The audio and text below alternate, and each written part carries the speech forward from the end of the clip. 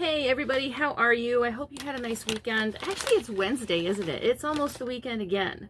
These days are just slipping right past me. I've been sick for a few days. I'm starting to feel better finally after I went to urgent care last night and got some fluids and so forth. So I'm on the mend. Thank goodness, because that was rough. Lots going on here in my little world, and I'm doing this video primarily to take my mind off of all of that. But how are you? How are you enjoying your week so far? We're almost to the weekend again, so I'm going to scrap my question about that. So today I've got a few things on my mind, and I thought I'll just come here and talk to you about them. And you might be asking, well, Stephanie, what's on your mind? Thank you for asking me that question. First of all, my hair is on my mind. I let it grow for a little bit, and I was thinking about keeping it. And then, you know, I was like, let it grow, let it grow. Don't shave it off anymore. But then, this morning, I decided, it's time. And I had let it grow to like 1.5 inches long, which is the longest I've had it in a while. And I cut it off, just cut it clean off my head. And it feels so good. And every time I do that, I remember why I do it, because I love how it feels and I hate having to deal with hair. So that's out of the way. And then I was also thinking about some witchy things. And you might be thinking, Stephanie, we're past Halloween. Why are you thinking about that? Well, let me tell you. First of all, I was thinking about the Blair Witch. Have you heard of the Blair Witch? And nothing I'm going to be talking about today, by the way, is anything new. This is stuff that has been discussed extensively on other channels, so I'm not pretending I'm giving you any new information today. But it's information that is somewhat new to me, and there are reasons why I looked into it. So bear with me for the next little bit, and I will tell you why I was thinking about the Blair Witch, and how the Blair Witch connects ever so loosely to my life. And oh my gosh, I did it again. I always forget to do my concealer first, because once I get talking, I'm just like blah blah blah, and I forget what I'm doing. And then I start putting on this contouring, which I do under my foundation for reasons. And then I'm like, oh, I forgot to do these concealer and get rid of all this red. So hopefully it's not too late and I can still catch it. But anyway, the Blair Witch. Let's talk about her. So the Blair Witch is a witch who haunted the Bell family from 1817 to 1821. She was especially fond of tormenting John Bell and his daughter Betsy Bell. So this happened in a town that is now known as Adams, Tennessee. And it is said that the Blair Witch is actually the neighbor of the Bells, Kate Batts. Now John Bell and Kate Batts did not get along. And nobody is really clear as to why that is. Some people have suggested it might be a land dispute. But as far as I can tell, there is no definitive reason why they didn't get along. They just didn't. And Kate Batts really did not like John Bell.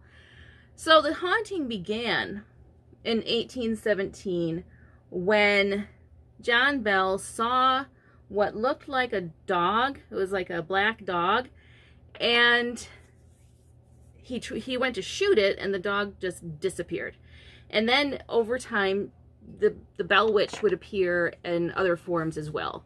The Blair Witch was said to be clairvoyant.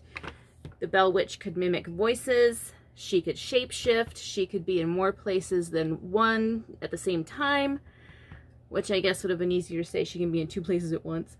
And she was just really a problem for the Bell family. She really did not like John Bell whatsoever. In fact, she referred to him as Old Jack, and she said she's going to kill him. Her spirit made that very clear, that it was absolutely 100% without any ambiguity whatsoever her intention to kill John Bell. So the haunting went on for years, and things that they would hear around the farm would be things like knocking on the walls. They would hear like gnawing sounds. Now, I live in a rural area, so I'm hearing knocking on the walls and gnawing sounds. I'm thinking that's probably an animal.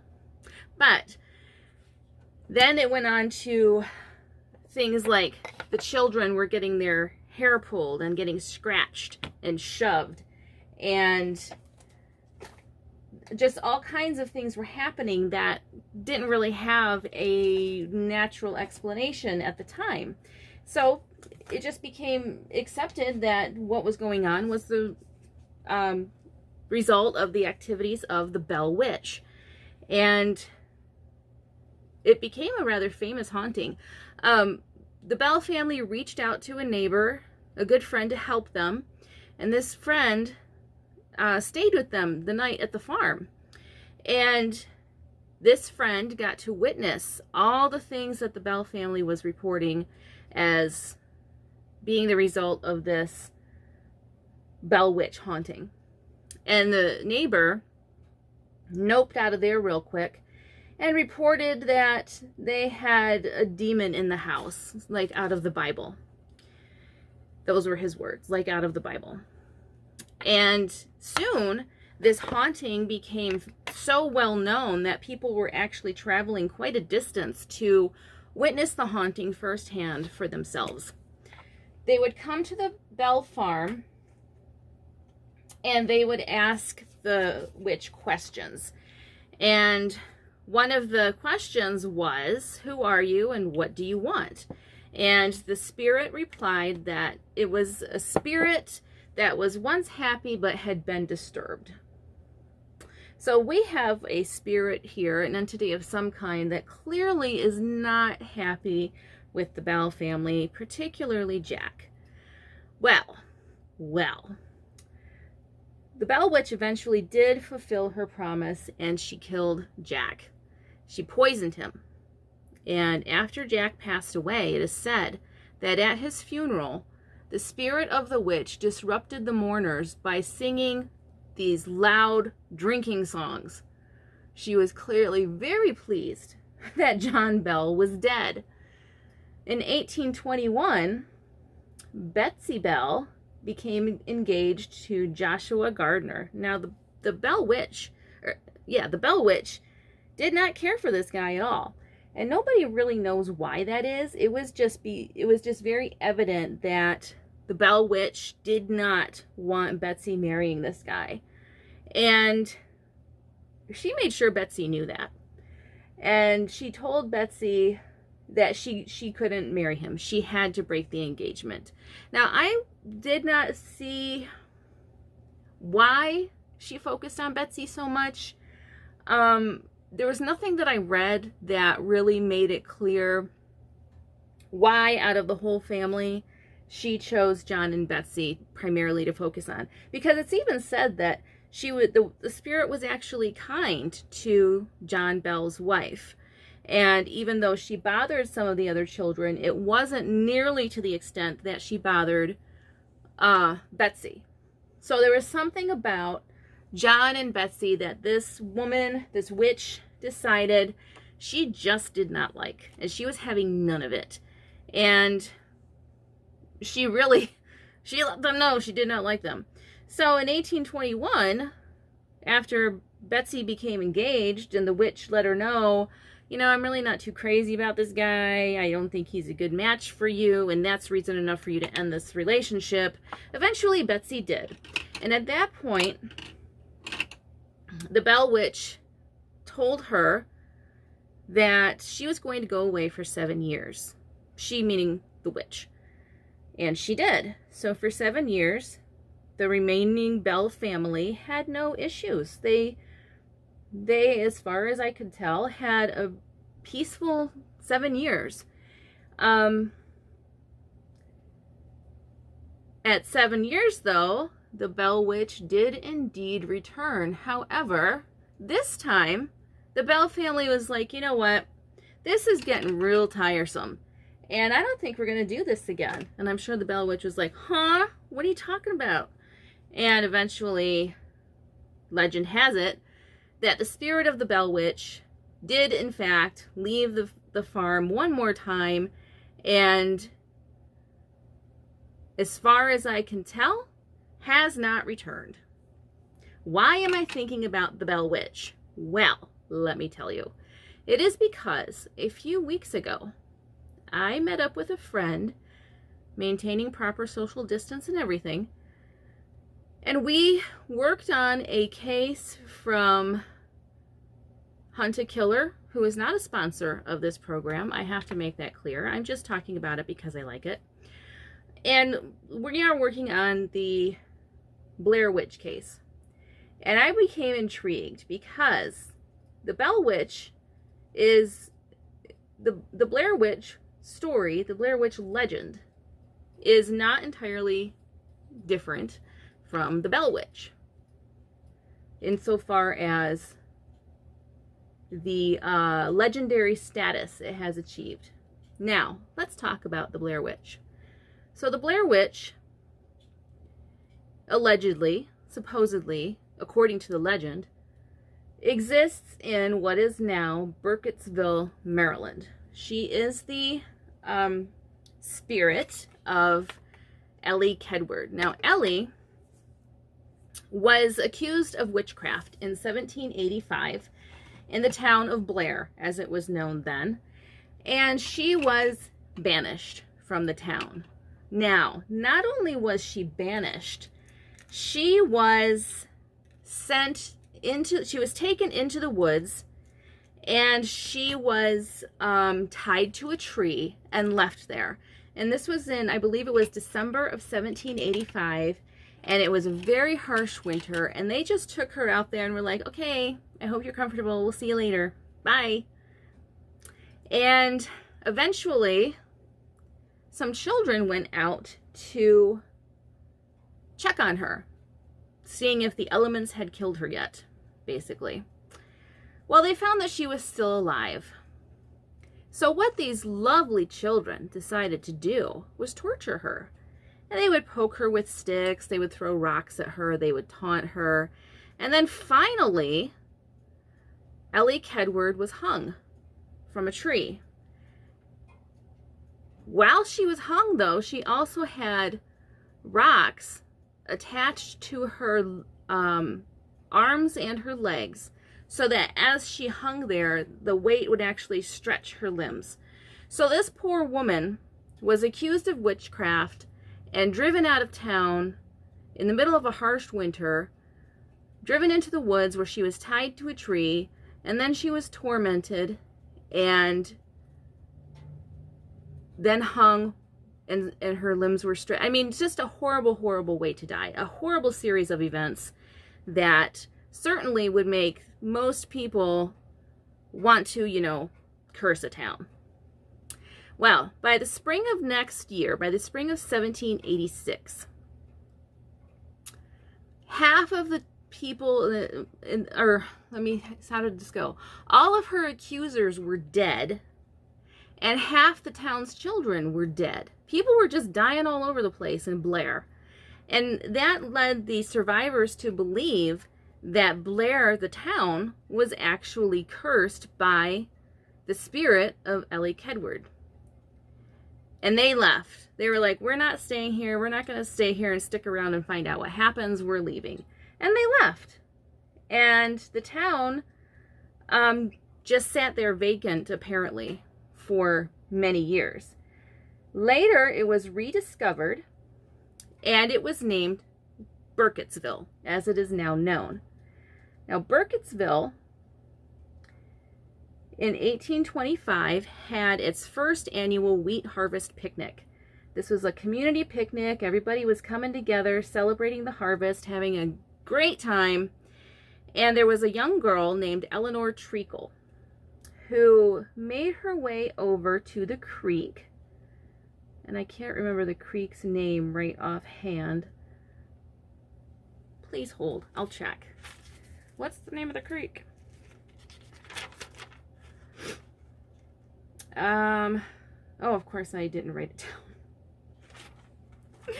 down. I took these notes when I was not feeling my best, and they are not as thorough as I should have made them, and I apologize for that. But so this creek, though, was very shallow. And eyewitnesses say that they saw a white figure reach up out of the water and pull this girl in. And this girl, who was 10 years old, she drowned that day. For the next 13 days, the creek became clogged with these bundles of oily sticks, and the water was undrinkable. And they could not find this child's body, and they concluded that this, too, was the work of the Blair Witch. And it was just one more story that seemed to confirm that, yes, indeed, the town is cursed, and there is indeed a Blair Witch. Fast forward a few years, and we encounter Robin Weaver.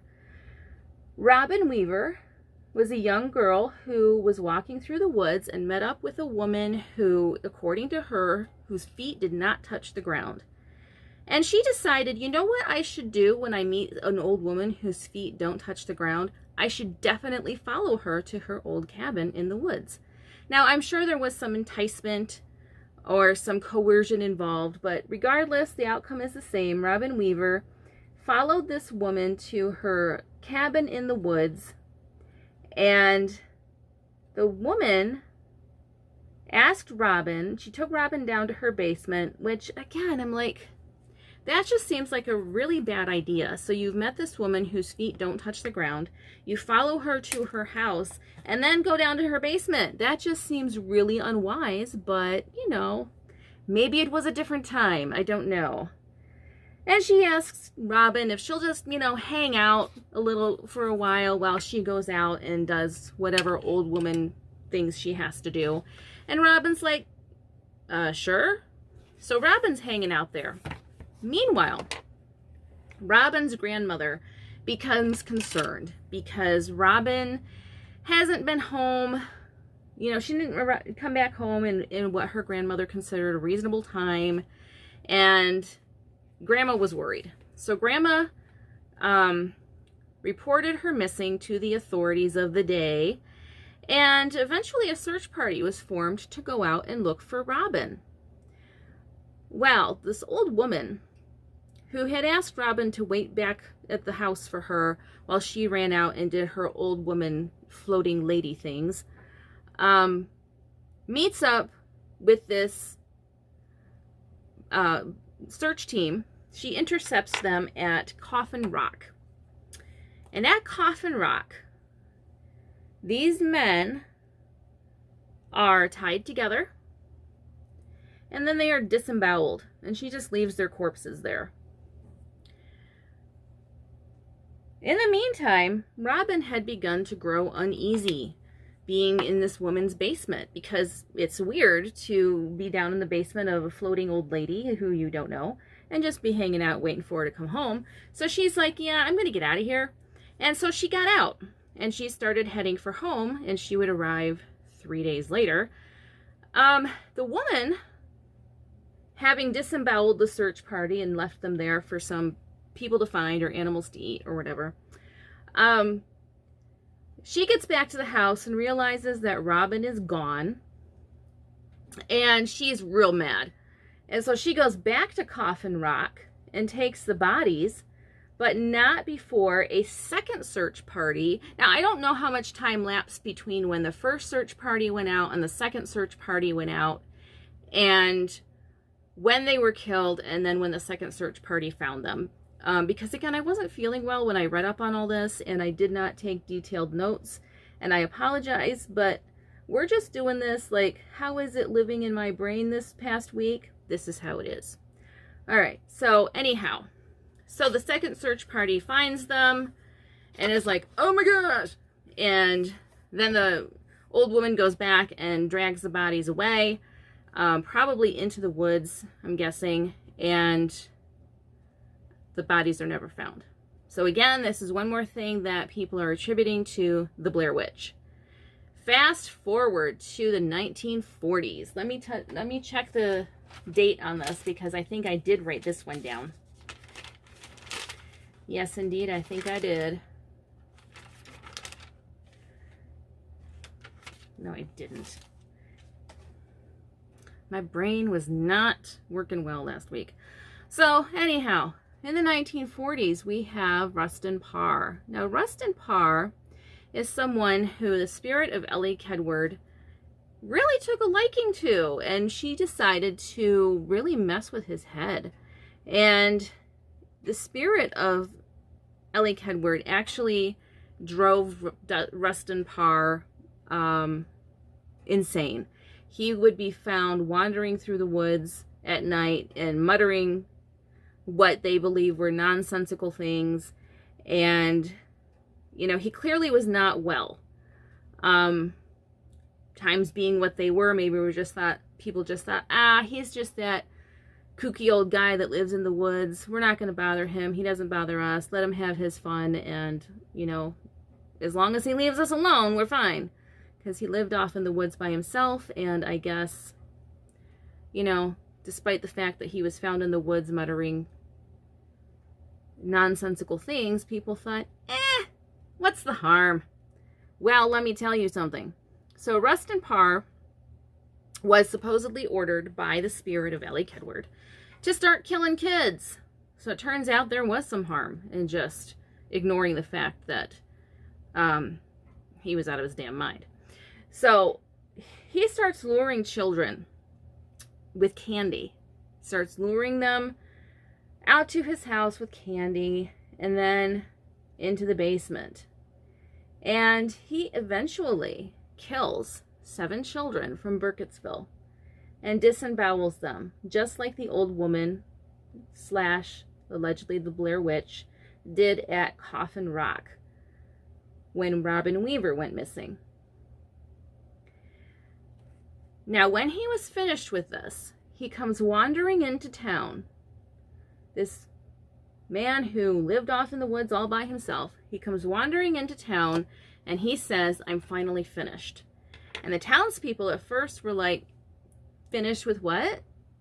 And eventually the police decide, maybe we better go check this guy's house out. So they do, and they find in the basement the bodies of 7 children. And the townspeople, of course, are outraged, and they immediately declare him guilty. And he doesn't deny anything. He's like, yep, I did it, and I did it because an old woman told me to. An old woman dressed in black told me that I needed to do this. And, you know, he just accepts that he's done this thing, and he's not making any qualms about it, and he ends up being hung in town to the delight of all the people of Burkitsville. All right, so fast forward. In 1996, a team of documentary filmmakers go into the woods looking for the Blair Witch. Or maybe not necessarily looking for the witch, but they wanted to tell her story. And they record every minute of it. And it is believed that they were murdered by the alleged Blair Witch, and they were never seen alive again. What we are looking at when we see the footage is found footage, and it has only fueled speculation regarding the Blair Witch. Or has it? Dun dun dun. Now, for those of you who don't know, the Blair Witch is not real. The Blair Witch was invented for the movie The Blair Witch Project. And I remember when this movie came out in theaters. You have to keep in mind, this was a time when we didn't have cell phones. You couldn't record every minute of your life just by pulling out a phone and pushing a button. So to have a movie that is supposedly found footage for a documentary that was supposedly coming out about a witch was phenomenal. It was wildly successful in the theaters. The filmmakers, or the producers, knew how to promote this film in such a way that it seemed real. There were wanted posters, or not wanted posters, but missing posters showing the 3 people in the movie, which was Heather, Josh, and someone else whose name I don't know. Mike, is it? I just watched the movie too. I should know this. Anyway, it was so convincing that Heather Donahue's mother in real life actually got condolences, like cards sent to her. She had flowers sent to her. She had people telling her, you know, I hope you find your daughter. You know, people really believed that these kids were out in the woods looking for the Blair Witch, and that these kids had gone missing. And I say kids, they weren't kids. They were college-age students, but I'm 45 years old, and to me that's a kid. But, you know, I was told yesterday I need to stop calling them kids and start calling them young adults, because that's what they were. So these young adults were out in the woods looking for this Blair Witch, and trying to tell her story and determine if she was real or simply the stuff of the legends of Burkitsville. And the way this was done, so there, to this day, there is a website you can go to, and I will post it in the description, to read all about the found footage, about what they suspect happened to these young adults. What, you know, there are audio tapes you can listen to. I mean, there is still, to this day, 20 years later, 21 years later, evidence you can look at the website to show you that these people went missing. We're not entirely sure what happened to them, but we think it's the Blair Witch, which is wild. And it took off. I remember seeing it in the theater and really just kind of being blown away by the idea that this happened. Because at the time, people didn't know at the time. They didn't know right away that it wasn't real. That was not really unveiled until I think the movie had been out for like a couple weeks or something before word started getting around that this thing is not real. The Blair Witch, the documentary, all of it is made up for the movie. So you're going into the theater watching this, and it was terrifying for what it was at the time, and you're thinking, oh my gosh, this is real. These people actually did this. And it became like a cult classic. To this day, people still love the Blair Witch. Now, I was reading up on Burkitsville and how the Blair Witch Project has impacted the real town of Burkitsville, Maryland. And unfortunately, it hasn't been an entirely great, the impact on Burkitsville, Maryland has not been all that wonderful. There are some people who wish that the Blair Witch Project had never happened, who wished that the filmmakers had used a fictional place rather than actually naming a real town for people to come flocking to. Burkitsville, Maryland is a small town. I think there's about 3,000 people there. So I live in a small town, and I know every summer we get, well, except for this past summer, well, even this past summer, we get absolutely inundated with tourists, and our town of less than 3,000 people swells to 10, 15,000 people, and it is overwhelming. So I couldn't imagine having that going on year-round, especially around Halloween, year after year after year after year, and all because of a fictional movie. But what has happened is people come into the town looking for anything they can find on the Blair Witch.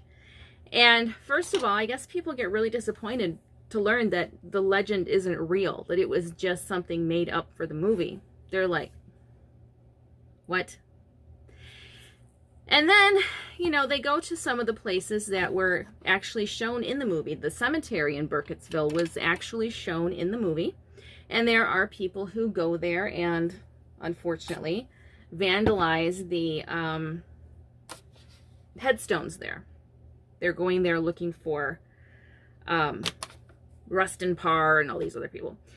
So you've got that. The Welcome to Burkitsville sign that is also shown in the movie has been stolen multiple times.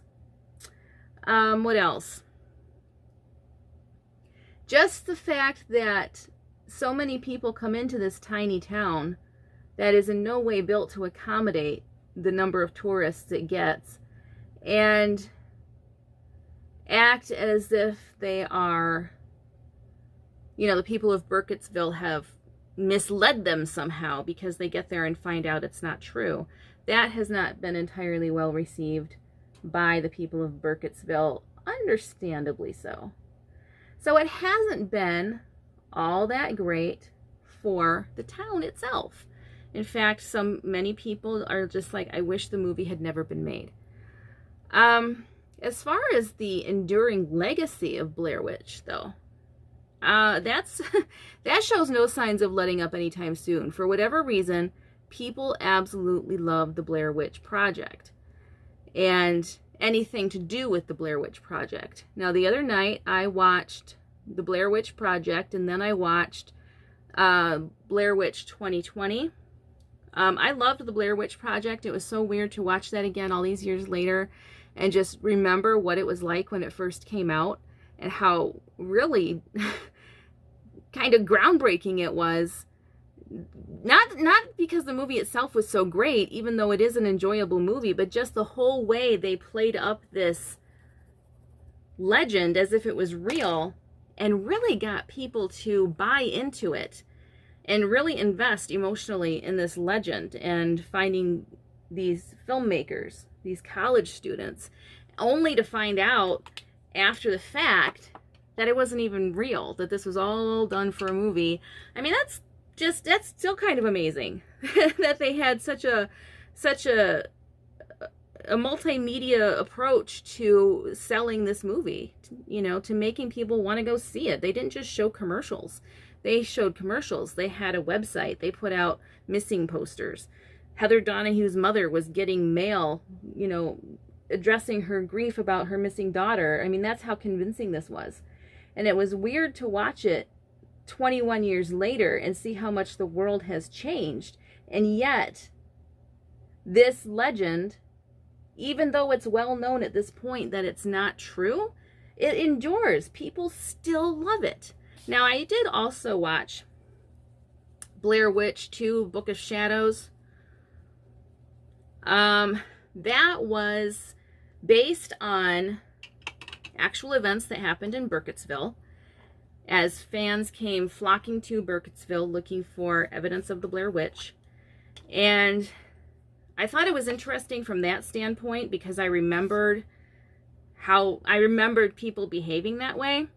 But from the standpoint of entertainment, I honestly couldn't bear to watch more than half an hour of it. I had to turn it off. But it's still nonetheless fascinating that these things endure. Now, how does that relate to the Bell Witch? Well, the Bell Witch still gets a lot of visitors at the at where the Bell Farm stood. There is even a cave that people can pay a little bit of money to go into and see. And this cave was not even originally part of the legend, but it has become part of the legend. Allegedly, this is where the Bell Witch fled to for sanctuary when she left the farm. I don't know why that would be, unless she was being hunted, which is entirely possible, because according to the legend, she was John Bell's neighbor. So I don't know. She had a cabin. She had a place to go. I'm not sure what the reason was for hiding in a cave, other than people were real mad that she supposedly poisoned John Bell. I guess that would be a reason to go into hiding, if people were mad at you for, like, poisoning people, I guess. So you can pay money and you can go into this cave. And from what I can tell, the cave is actually very small. From what I've read, it's, you know, it's impressive because it's the Bell Witch Cave, but that's about it. There's not much to it. Still, people flock there year after year to read about the Bell Witch, to see where the Bell Witch supposedly lived, and to keep this legend alive. So why is that? I don't know. I think people really just like a good story, and they like a good scare. And I think, again, there are so many things in this world that we struggle to explain, and so many things that are outside of our control. I think that stories like this, even stories that we know are not true, like the legend of the Blair Witch, I think those are oddly comforting to us, because for those moments when we're in that story, we have a measure of control over the world and how we're interacting with it. And that is something that is hard to come by. 2020, for example, has been an absolute shit show. I think that there's no other way to say that. It has been a mess. And I think that I've read a lot of people on social media watching horror stories or stories about a dystopian future and so forth, because they find it strangely comforting that in the middle of an out of control world, in the middle of all the uncertainty, they can watch these movies that are depicting horrible things happening, but in a very controlled way. It's not a way that leaves people feeling helpless. And I think that's part of the reason why people like horror movies in general, is because when you watch them, you know they aren't real. You know that whatever horrible thing is happening and is freaking you out, it's going to end. There is a certainty to it. And I think people find that very, very comforting. That's just my guess. I'm not a psychologist or anything. I'm just somebody who likes makeup and likes thinking about stuff. And that's kind of what I've concluded. People like it because they feel it gives them a sense of control in a world that feels out of control. What do you think? I would really like to know, because it does fascinate me that in troubling times, people are gravitating so much toward these things that are designed to scare us. Do we feel better when we're a little scared? Do we feel more alive when we're a little scared? I don't know. It seems like we do. Are you a fan of horror movies? Or do you have a favorite legend that you know isn't exactly real, but you like the way it makes you feel, so you keep telling the story anyway? Maybe around campfires, or we'll say campfires. I'm not going to go there. I was going to say something about church and whatnot, but we're not going to go there. But my point is, everybody, Jaden, say it. People find comfort in things that, even though they know they aren't true in the sense that these things actually happened, they're true in the sense that it's something that resonates with them and makes them feel comfort for one reason or another. I'm going to go finish this, and I will be right back. Hey everybody, I am back. I tried different eyelashes today. I've got ones that require glue. I usually put magnetic ones on, and I need practice. Anyway, good Lord. I honestly don't know how people do this every single day. There are people who wear lashes every day, and I'm just like, how do you do that? Because it takes me like 10 hours to get one set of lashes on. Anyway. So, my question to you is, why do you think people enjoy these stories, even though at least one of the two that I told you we know is not true, but it has an enduring legacy? And what's your favorite spooky story? And also, have you ever made a point of going to a place that you heard was haunted, or there was a legend attached to it, or something of that nature, and you wanted to see for yourself, so you took a road trip to go check it out? I would love to hear about it. So anyway, I hope you enjoyed the video. I hope you enjoyed hearing about these legends. If you did, if I have helped you at all through this pandemic with sharing makeup looks, silly stories, political stories, whatever, please consider joining me on Patreon and becoming a Patreon member there, and sponsoring me, because that is going to help ensure that I can continue making good videos, and I can make good videos even better in the future. I'm always trying to do better, and it's easier if I have your support doing it. Either way, if you liked the video, please like it, share it, subscribe. I have about 67% of my viewers who are not subscribers, so if you enjoy my videos, please subscribe. I would love it. And also, wear a mask. For heaven's sake, wear a mask. We've had a couple COVID scares in my family. We have people in my family who have cancer, and if they were to contract COVID, it could literally be a death sentence for them. So do your part to keep your community safe and wear a mask. Stay home whenever you can. I know that this is a drag. I know people are tired of the pandemic, tired of the guidelines, but you know what? We're not going to get through this by disregarding everything we're being told to do to keep ourselves and everyone else safe. So wear your mask, stay home when you can. If you have to go out, practice good social distancing, wear your mask while you're out, and just be a good person. And remember, it's not all about you. It's also not all about me. We're all in this together, and the only way we're going to get through it is together. So anyway, take care of yourself. Have a great day. Do something kind for yourself today. And have a happy Thanksgiving. Our family Thanksgiving is going to be weird. We're not doing Thanksgiving on Thanksgiving. I'm a little bit on the fence about celebrating Thanksgiving anyway. But my family still celebrates, and most of the time we celebrate with them. And this year we're not doing it on Thanksgiving because of some family stuff going on. So we're postponing indefinitely. And then when we do have it, we are going to have Chinese food. That's just how we roll. Anyway, have a happy holiday. Stay home. Have Thanksgiving with the people right in your house. And keep everybody safe so you can enjoy Christmas with them. Also at your house instead of having to FaceTime with them while they're at the ICU. That would be awesome. Anyway, take care. I'll talk to you again soon. Bye.